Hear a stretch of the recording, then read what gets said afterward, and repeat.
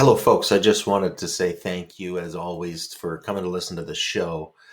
And also a great big thank you to Alberto. This gentleman is a powerhouse and got so much energy. And we're actually the same age. So it's really exciting to meet somebody that's as passionate about manufacturing um, and Mexico and the United States and Canada as I am. He just has a little bit of a different direction about it. He's got a firm that they focus exactly on that, helping how to get companies and people down into the south and then vice versa. So this conversation has a lot of really good nuggets in it. I hope you got as much or do get as much out of it as I did and do. So really exciting times for North America, as we all know, as we talked about many, many times on this podcast. But here's another gentleman that's really killing it. And he comes from a very great background at PwC. And that is a great breeding ground for great people like Alberto. And then the people on his team, I mean, NEPANOÁ, go check out their website. They're really, really special. So passionate guy coming right up. Without any further delay, Alberto Villarreal. Greg Sheldon here, your host of Metal, Steel, Manufacturing, and Business Pro podcast, where you learn everything about the metals and manufacturing industry that make your modern day life possible. All right. So, Alberto, how to pronunciate your last name, sir, for me, please? So I'll give you the Spanish version first and then the English version second, Greg. Yes. So the Spanish version is Villarreal. So if you divide it in two, it's Villarreal. Try it. Villarreal. There you go. Now put it together. Villarreal. Villarreal. Beautiful. Beautiful name. You did it great.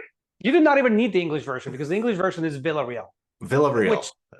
Which works. It's not as nice, though. It's not as nice. There's the use of the tongue is different in the English version. I'll agree. So everybody, Alberto is a well-decorated man in the business world. Many years at PwC. Has started his own firm, which is a remarkable feat, and he's just a great gentleman. We've talked many times, and except for he was making fun of my skin color a minute ago and how red I am. Because I was making fun of how sunburned you are, Craig. There is a sorry. Definitely a difference. Fair enough. But what's remarkable about you, sir, is you're an ambassador to manufacturing, but also Mexico and the United States. And the sense I get from you is you really what's happening in Mexico is pretty remarkable right now. And you're kind of spearheading that, where you're helping people bring their manufacturing to Mexico. And there's a lot of reasons for that. We'll get into that. But I think it's important for people to hear your story, why you're passionate about what you do and, where you come from and all that good stuff. No, my pleasure, Greg. Thank you very much for having me. It's a pleasure connecting with you and with your audience. Well decorated.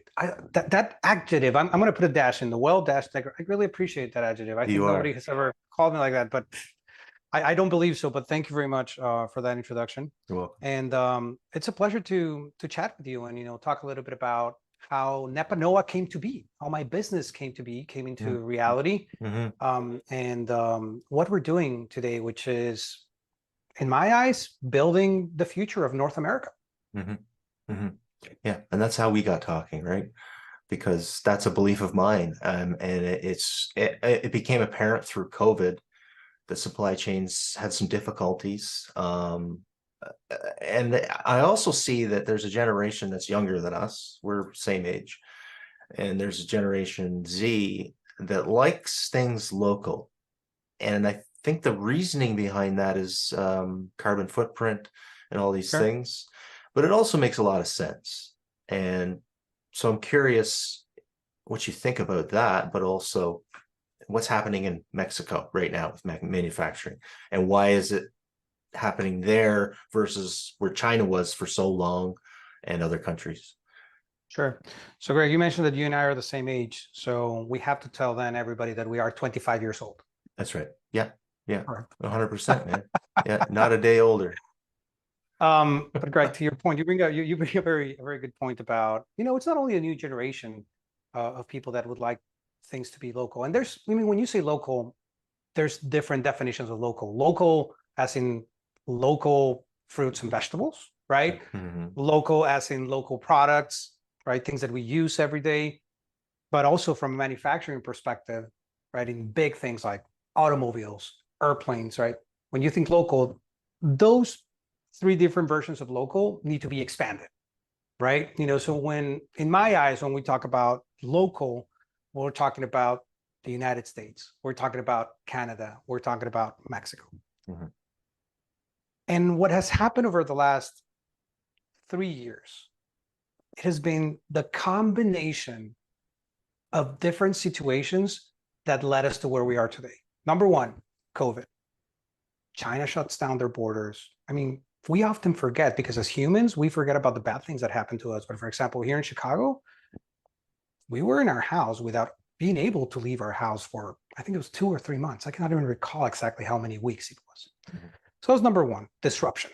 First, disruption to supply chain, right?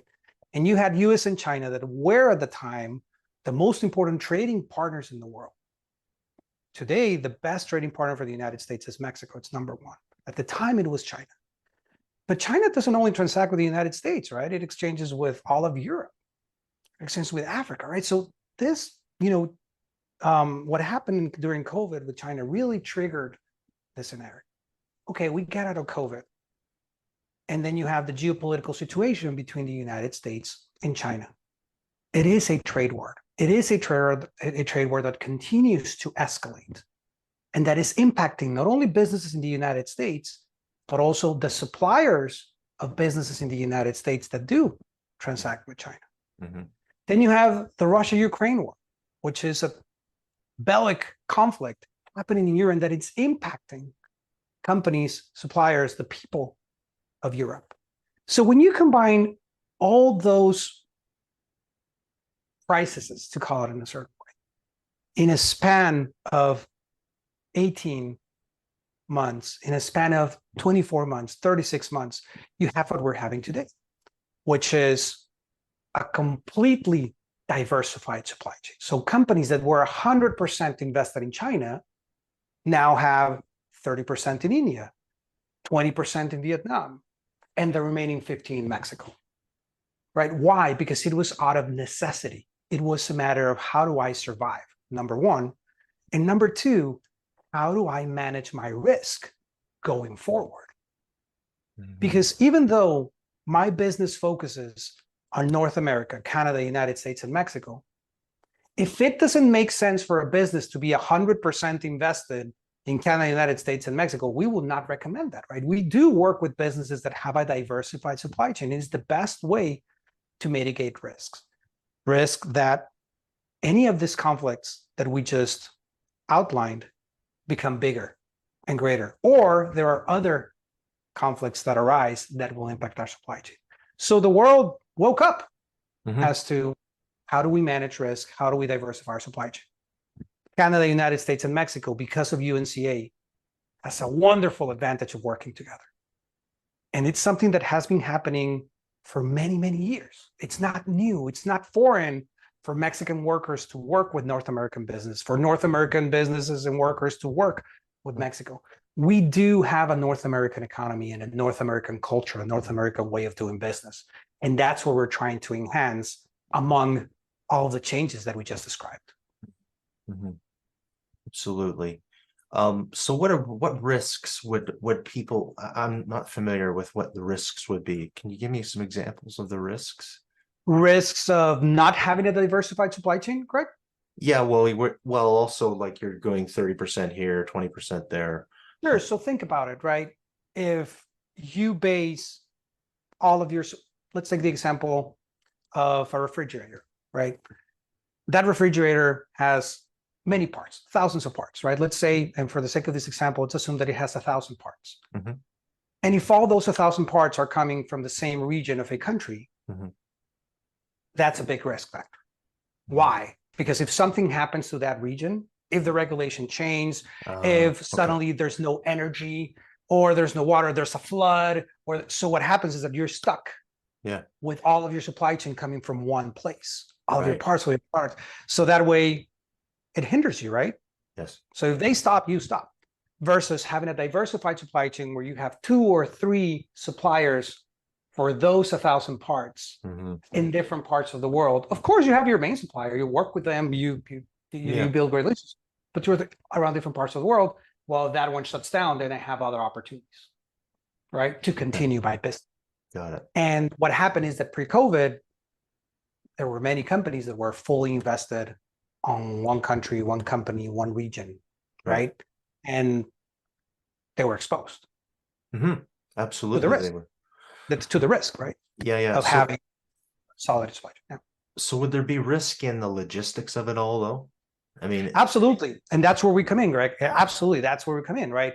Which is analyzing what does it make sense for your supply chain. And when you analyze what does it make sense from your supply chain, you're talking about, of course, the financials. You're talking about timing. You're talking about quality. You're talking about the relationship that you can build, with the supplier. So it's work to get there. yeah. And that's why, businesses like mine exist. Well, let's since we're talking about it, let's talk about that. I mean, what is it that you guys do exactly? I know I Sure. asked before, but give us an idea from beginning to end, if you could, please. Greg, I appreciate that. NEPANOÁ is a word in Nahuatl. Nahuatl was the language of the Aztecs. The Aztecs were the most important civilization in the world in the pre-Columbian era. And NEPANOÁ means to accompany, to be a companion, to be a guide. It's a verb. And that's the reason why I named the company NEPANOÁ, because that's who we are. We're companions of businesses as they go into operating, particularly in Mexico. And what we do when we say we are companions is we help businesses from the strategy piece, which is exactly the discussion that we were having. Hey, what does it make sense for your business? What does a diversified supply chain mean for you? So we help them with the strategy of expanding and transforming their operations in Mexico, in the United States, and Canada. So we tackle all of North America, but we do have a focus on Mexico because most of our team is there and because of all the influx of direct investment that is coming into the country. After we decide the strategy, which that strategy could be, let's set up a facility in Guanajuato, right besides your main clients. That strategy may be, hey, let's continue with our facility in Toronto, for example, but let's source from different parts of Mexico and the United States for specific products, right? That strategy could be, let's move our back office to Chihuahua in Mexico, right? So it's defining the strategy and then making that strategy a reality. And that's where our name truly comes in, that companion piece, because we help you define what to do, but then we'll do it with you. Yes. We become that accelerator. We become that extension of management to get things done. And I will share a couple of examples, right? So Olin Plastics, they manufacture the hard Yeti coolers. So if you own a Yeti cooler, the hard ones, and you bought it over the last 2 years, it's highly probable that it was made by Olin Plastics, right? So they manufacture those coolers in Iowa, Minnesota, and they needed more. They needed more volume. So we help them make the strategy and then make that vision of expanding in Mexico a reality. Today, they operate with more than 150 people. I don't know how many coolers they're manufacturing, but last time I checked, it was more than 200,000 right out of there in Monterrey. So it's a 14-month project that we did with them. Another project, and this is not in manufacturing, is with a company called Draver, Draiver, right?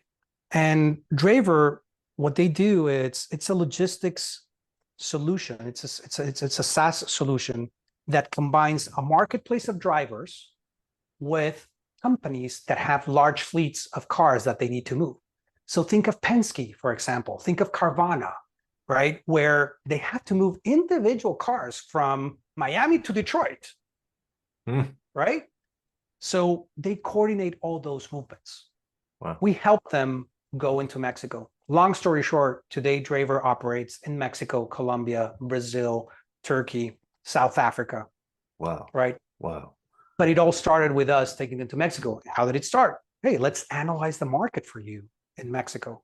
How do you come in? Who are your biggest competitors? And then after that, we took them to Mexico and we sat them down with their most important clients, and they were able to grow, right? Yeah. And then there's also stories of Mexican companies that we've helped take, coming to the United States and increase revenue dramatically. Of course, right? So let's say, and I can share Grupo Industrial Monclova, for example, HIMSA in Mexico. They came into the United States with our help. We analyzed the complete market for them. We gave them the list of clients. We introduced them to different clients, and they were able to sell many, many projects based on that. So that's the business that we're in. We're in helping North America build the future, because what I just described, Greg, it's the future of North America. It's the combination of collaboration between the three countries. That is the North American economy. And it's going to happen with people. It's going to happen with products. It's going to happen with food. It will happen. We are a very vast and rich region, and we will be able to be self-sustainable just by trading between the three countries. Yeah, absolutely. And I hear, I was talking with a gentleman last week, and they've got a company here in Canada, and they bring Mexican workers up to work here. And he says what's happening is, he says that the Mexican people are so hungry and ambitious that you've got your 20 to 35-year-old guys are coming in so hungry to work, so skilled, so ready to take over the workforce, that they're laying off the 35 to 40 to 45-year-old guys. And those that demographic is coming to Canada. And this guy was saying they're the greatest people. He says they work so hard. It's a bit of a culture change, but it's just, I love to hear that, that there's such a hungry young group of people.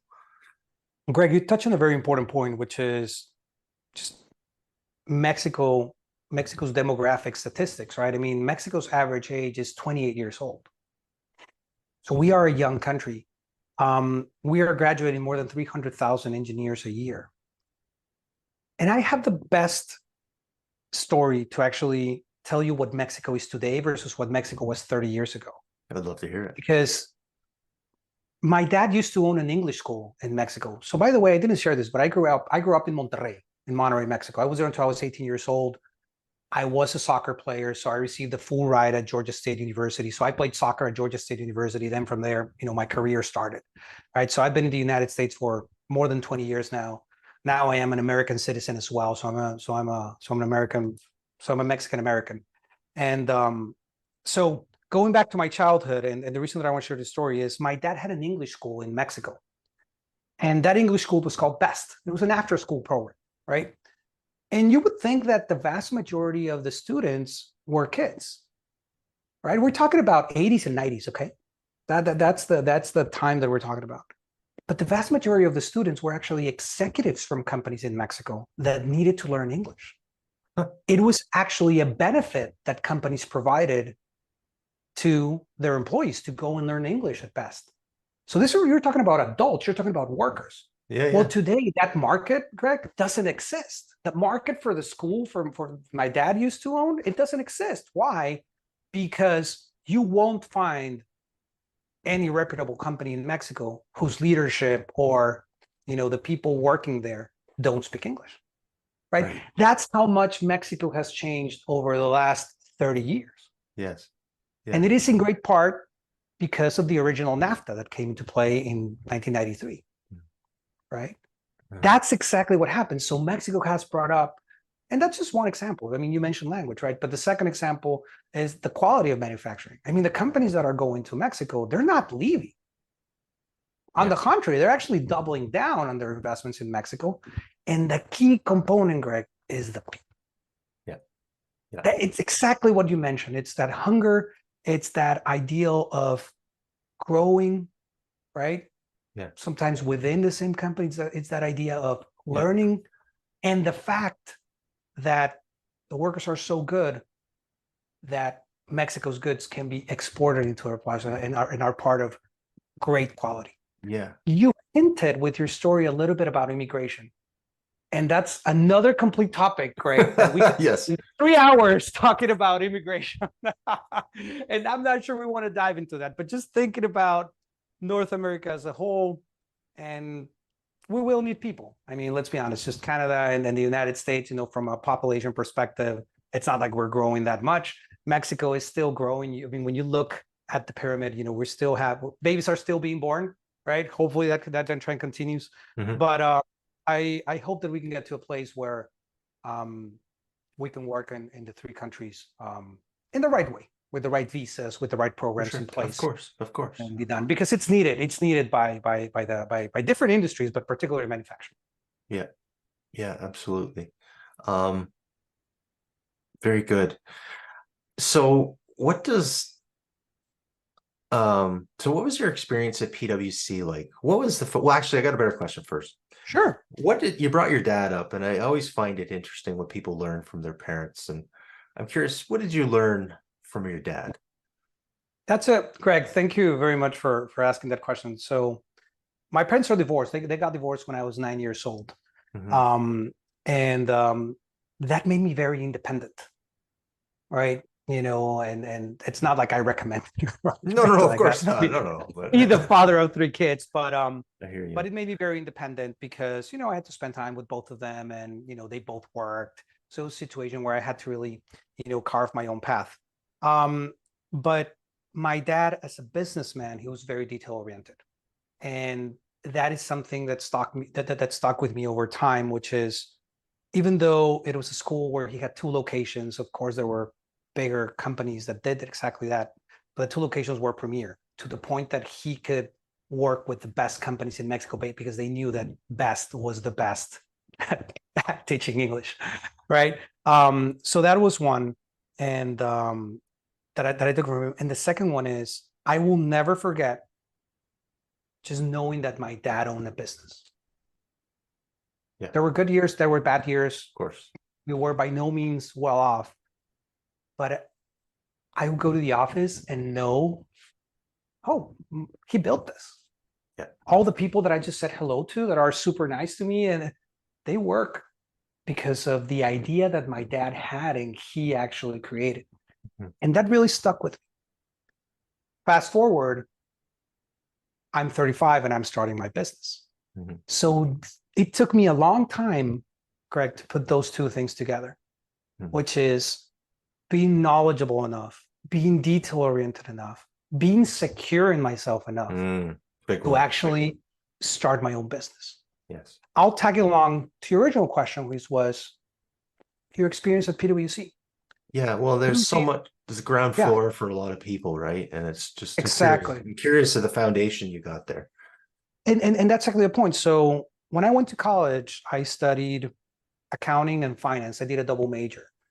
I still remember when I met with my counselor at Georgia State University, and I told them, hey, I'm studying accounting, but I also want to study finance. And the counselor goes like, all right, well, just put the classes in. I'm like, what do you mean put the classes in? He's like, Alberto, I don't think you understand you're on a full ride. You can take as many classes as you want at Georgia State University. I was like, oh, there you go.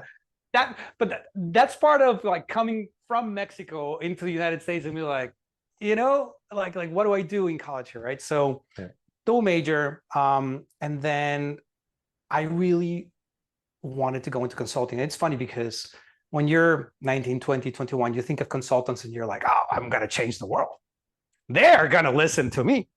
And it's beautiful because that's not it. It's not even close to what actually happens, right?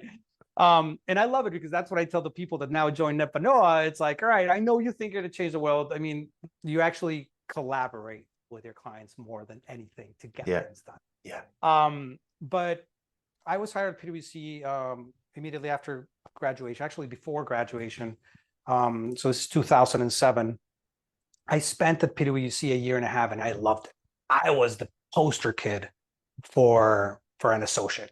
I worked on 7 different projects. Every partner knew me. I loved my job, but I wanted to go back to Mexico. I was like, you know what? There's a part of me that wants to go back to Mexico. So I quit the job and I went to work at what the time was Cervecería Cuauhtémoc Moctezuma. That's a lot of words, and it's in Spanish. I'm not expecting you to repeat it.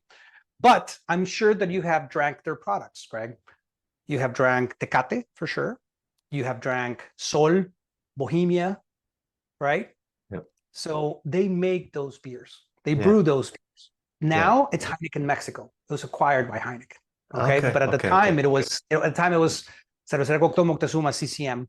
I was there in strategic planning. So I was handling all the data, right, for the company. But what opened my eyes was the fact that I was in a big company, and I learned how they interact. I learned that ops and marketing perhaps don't talk to each other that much, right? You know what finance did. So it was beautiful because I got the opportunity to see a big company operating for instance. But it also opened my eyes to thinking that consulting is my thing. Why? The fast pace. Yeah. Why? The different problems that you're helping solve. Yeah. Why? Because it's so dynamic. So I was like, all right, I want to do my MBA and I want to go back into consulting. So after 2 years at CCM, I went back to PwC, this time in Chicago, right? Which allowed me to continue working at PwC and do my MBA at the University of Chicago at Chicago Booth. I did the part-time program. So I would work and travel from Monday through Thursday, and then Friday in the morning, Friday afternoon, I was at school. Saturday, I was at school. So that's how I got my MBA. PwC, it's a great platform. They taught me how to work. They taught me how to be professional. And many of the things, particularly around the culture, that has made NEPANOÁ great is because I learned that at PwC. They have great leadership, great people. With that being said, it's such a big company that it's tough for them to actually, be entrepreneurial like we are at NEPANOÁ. So, and I'm glad you went there because that's where I was going to go. Is like from your experience of seeing these things from the inside. There's always disconnects and there's walls in between departments, and I've been in a sales position in my career too, where you've got this thing that you want to do with this giant corporation, but they're so slow moving that it's hard to get anything done, and that's what you're saying. But I'm wondering, like, how can these big companies become more entrepreneurial instead of becoming a bureaucracy of of HR and all this stuff? Is it impossible? Is that too tall of an order? Or? No. So Greg, it's a great question. And we're going to talk about large companies in general. You know that Amazon, for example, is very entrepreneurial. They'll launch, they'll throw bodies and money at something if there's any indication that there's money to be done there. Apple, I would consider entrepreneurial. Google, I mean, remember, every tool that we use from Google, it started as a pet project, right? Yeah. Google Maps was a pet project. Gmail, like all the different things that we have in Gmail, like we use the Google Suite, right? So at NEPANOÁ, so every tool that we use, they were pet projects little by little. So to be honest, Greg, I think it has to be in the DNA of the company to be entrepreneurial and to be open to that. What happens with larger consulting firms, particularly the big four, right? When you're talking about Deloitte, KPMG, EY, PwC, is that we have to remember they have an audit practice. And that audit practice would actually EY try to get rid of or divest earlier, this year and last year it didn't work out. But it really hinders them from an entrepreneurial side as to what they can do and they can't do, because there's huge risk, because they're also the auditors, right, of many of the largest companies in the world. But going back to the question, it has to be in your DNA. It has to be in the culture of, hey, this is what we do when we go into a market, when we bring a solution to market, we are the best at it. We've accomplished that. Okay, we can also do this. Perfect. Let's do it the right way, right? You need a leadership team that actually pushes the company to be entrepreneurial. Entrepreneurship always comes with risk, and that's a big part, right? The risk appetite of every company will be different, right? And they're tied. It's hand in hand. Yeah. Do you find there's any difference based on the industry of that mindset? Like some industries are less progressive than others. Do you find that? Yeah, I do. I mean, the technology clients that we work with are always looking for, different ways to do things better and more efficient. And then in manufacturing, right, which is where the vast majority of our clients are, it truly has to do with the leadership of the company, right? And Yeah. and you cannot blame, the company, right? I mean, if you've been doing widgets the right way for 30 years and you are 65 years old, well, and you're the owner of the company, perhaps you're not that enthusiastic about changing anything, right? Yeah. But if you are a 30-year-old owner of that same company, you may be thinking of, hey, how am I going to conquer the next 30, 40 years? So it has to do a lot with, the leadership and going back in the DNA, of the company, because there's innovation to be accomplished in every industry. I can talk about NEPANOÁ, Greg. I mean, for us, we have people in New York, in Austin. I'm talking to you from Chicago, in Monterrey, in Guadalajara, in Mexico City. And that's because we were able to adapt like that to the new rules of working. If I had started this company in 2015, believe me, we would have an office in Mexico City. Right. And that's it. Right. Right. So that's the way in which we innovate. Like every project, once we're done, we get together as a team and we say, okay, what worked well, what didn't work, and how can we enhance it? So for example, all of our templates, all of our tools, they're already established based on our experience, right? Because we know, and we're making them better and better and better, which ultimately benefits the client because we can get things done faster, we're more efficient, and usually, at a lesser cost. So but it's part of our DNA, right? Yeah, absolutely. Well, and it benefits the client too, right? Because you're just faster to act and get their problem solved, right? So speaking of that, what is the pain points that, people come to you?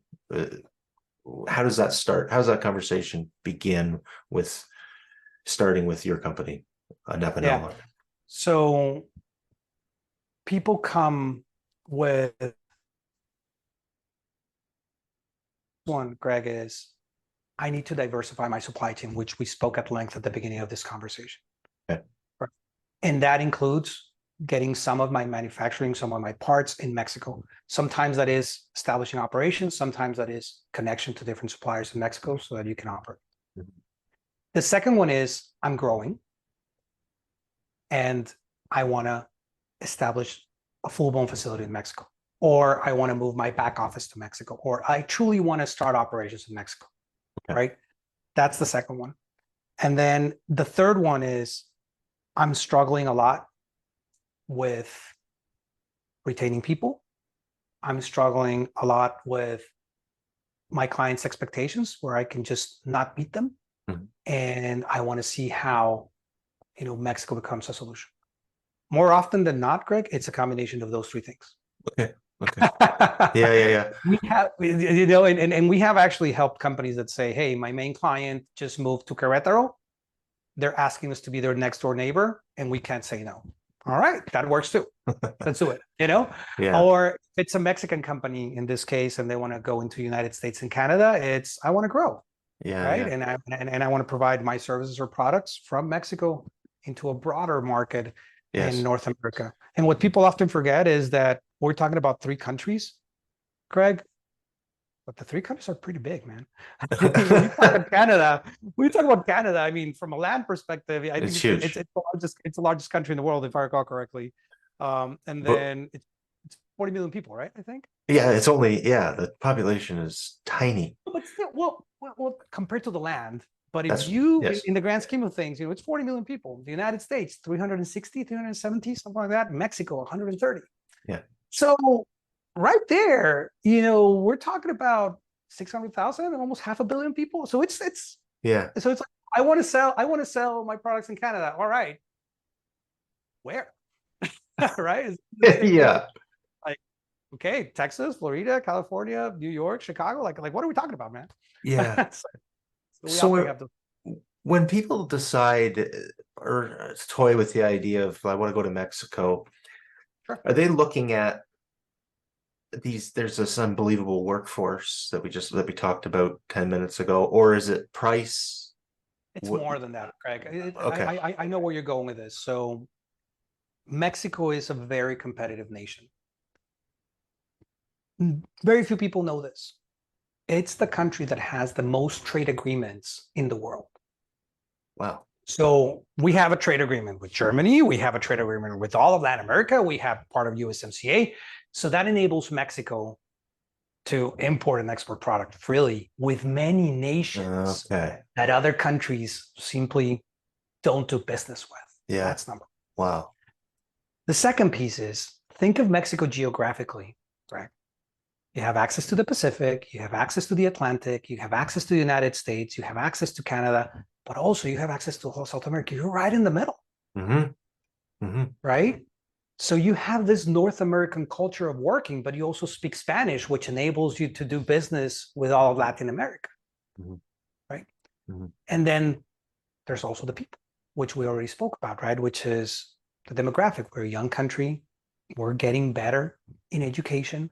So it just becomes a very attractive place to do business.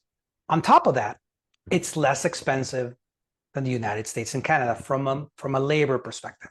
Yes. And why did I choose the words less expensive? Because it's not cheap. Yeah. Okay, so we should never expect, and that's a misconception that many people have. It's like, oh, it's cheap. Well, it's less expensive in the United States, but it's going to be more expensive than many other places in Asia. What happens is when you add labor, supplies, the product, logistics, then it becomes very competitive. But if we're just focusing from a labor perspective, it's less expensive than the US and Canada, but it's not the cheapest in the world. So we have to put that into perspective. But those are the reasons why companies are going to Mexico. Yeah. That's why you see the Mexican peso has appreciated nearly 20% against the dollar this year. There's not another single currency that has done that this year. Yeah. That's awesome. So how does that younger generation get to be the way they are? So hungry and ambitious. Greg, like yourself, how did you get to be this way? No, Greg, thank you for that. I don't. No. Thank you for that. I mean, it's a matter of I don't know about the generation, because in every generation, I think you have outliers of people that are. Well, and I also. So, but go ahead. Yeah. Well, there's also, I think every generation goes through this part as well, where the older generation thinks that the younger generation is right.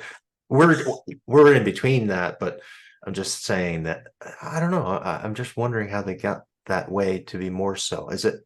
I'll be very honest with you. Yeah, go ahead. I'll let you no, you go ahead.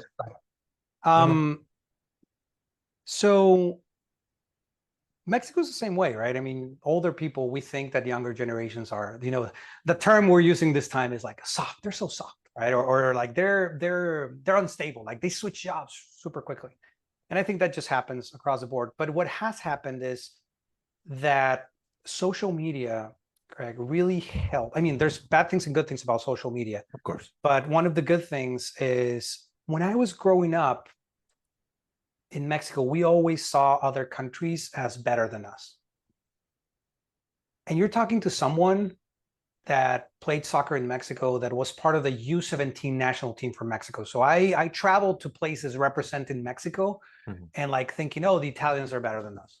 Right. Or the Brazilians are better than us, right? Because there wasn't this exposure that there is today, where you can be a young person and choose any country in the world as long as you have access to social media, and you can interact and you can see what other kids are doing globally. And you're like, we're exactly the same. I may be even better than this person. So, and it's a complete hypothesis, Greg. I think that has had a lot. I think that has had a lot to do with raising, the competitiveness of some countries out there, including Mexico. But just about, and talking about, myself, growing up in Monterrey, which is the city that's receiving most of the foreign direct investment in Mexico today. So Tesla is building a gigafactory there. Tata just announced, I think it's like $2 or $3 billion that they're putting there. Kia already has a facility there, and they just doubled down. In addition to the local companies, I mean, if you think of the local companies in Monterrey, you're going to find Cemex, which is one of the largest cement companies in the world. The one that I mentioned, which is Cervecería Cuauhtémoc Moctezuma, which is now Heineken, which is part of FEMSA, and FEMSA has a conglomerate of different companies. You have Alfa, which is another public, large conglomerate of companies that doing auto and food. So when you have those large companies in your city, in your state, and you interact with people that work there or that provide services there, you grow up with this idea of, with this very entrepreneurial spirit of like, oh, and then, just going back to my dad owned his own business, and, other of my uncles also own their own business. So I grew up with this entrepreneurial nature within me that even at the time that I was working at PwC, I knew, Greg, that at some point I was going to start my own firm. To the point that the year that I leave PwC, I was going to make partner at PwC. Oh, wow. It's exactly when I felt confident and ready to start NEPANOÁ. Yeah. Looking back, Greg, that was February 17th of 2020. 2 weeks later, the world turned upside down. Oh my gosh. Did it ever? Did it ever? Think about it. So believe me, for the first 2-3 months, I felt like the unluckiest person in the world. To be honest, I'm actually one of the most blessed people in the world because we have great clients and a great team, and I was proven right into what we wanted to do, which is this business between Canada, the United States, and Mexico, and how the region, will continue to work together. But that's what it was for me. It was, I grew up around this entrepreneurial atmosphere where starting my own business was always part of my journey. Yep. Even when I remember being 10, 11, 12 years old and thinking, I'm going to have a business. I don't know what it is, but I'm going to have a business. And then actually going through the right steps in my professional career as an employee to make sure that I learned and that I was mature enough to be able to start my own business. And it's that complement of things that I think, for sure. Yeah. But also you get to a point where you have to just make the leap too. I don't think you're ever fully ready, right? You know that. I mean, everybody knows that. Greg, I mean, it's like you're never ready to have a kid. So you just got to do it. You're never ready. You know how many people told me I should not start NEPANOÁ? Oh, they're far greater than the one. Oh man, there's been so many no's. You just have to take the leap of faith and bet on yourself and go at it, because I didn't raise a single cent. The first project, I did it on my own, right? I didn't hire people until we actually needed to. And that's something very important. I always had the vision of building a firm, because we all can be consultants. Absolutely. Right? Like, hey, my Caesar salad, it's killer, my friend. I could be a consultant to my neighbors over here on how to do a killer Caesar salad, and they could pay me. And like, but my vision was always, we're building a firm here. Yeah. So we close one project, we hire one person. We close another one, hire two more. Boom, boom, boom, boom, boom. And now we're getting to a point, and we're not stopping, right? I mean, we will continue to grow. But that vision was very important, that we're building something, which takes me to the second point. Even though a lot of people told me no, the most important person in my life said yes. And that's my wife. And my wife is the most risk-averse person I know. And I have 3 kids with her. And it becomes very challenging because, believe me, she doesn't want our kids to do anything if it was for her, because she's super risk-averse. Like, right? But know the story well. The moment that I presented this opportunity and starting NEPANOÁ and the vision that we had, her response was, "What took you so long?" I was like, "Oh, wow. Oh, wow.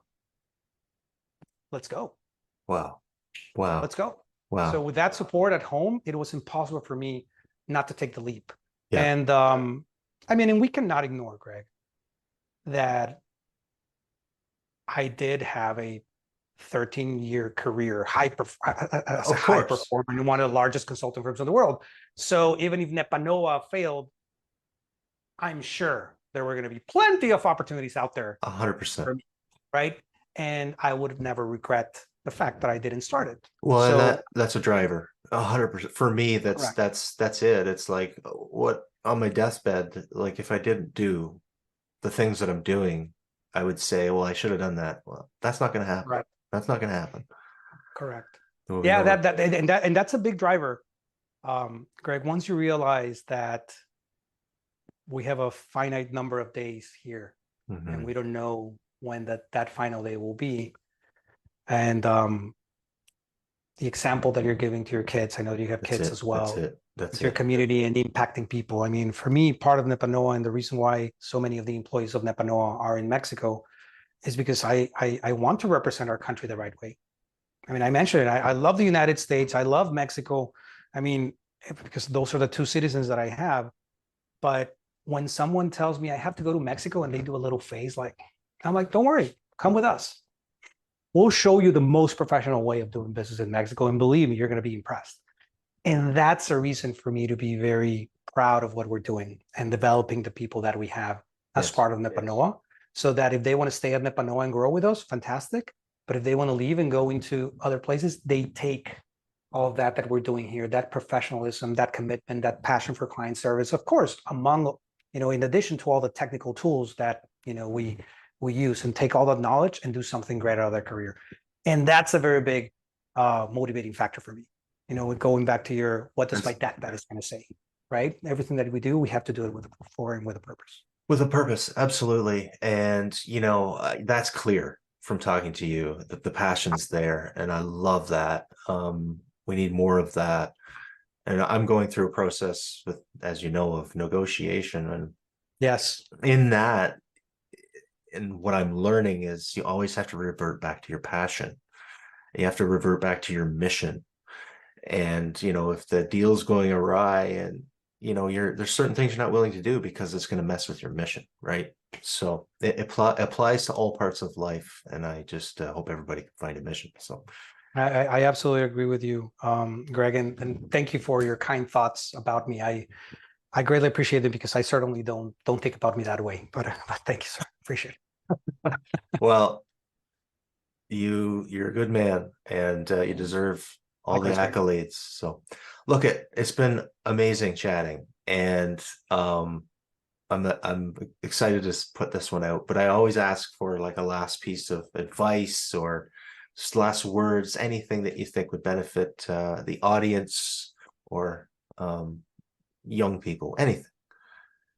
So Greg, you mentioned at the end that piece around passion, and this is a very basic concept, but it is about, throughout your professional career, find something that you're passionate about, that you're good at, and that someone will pay you for.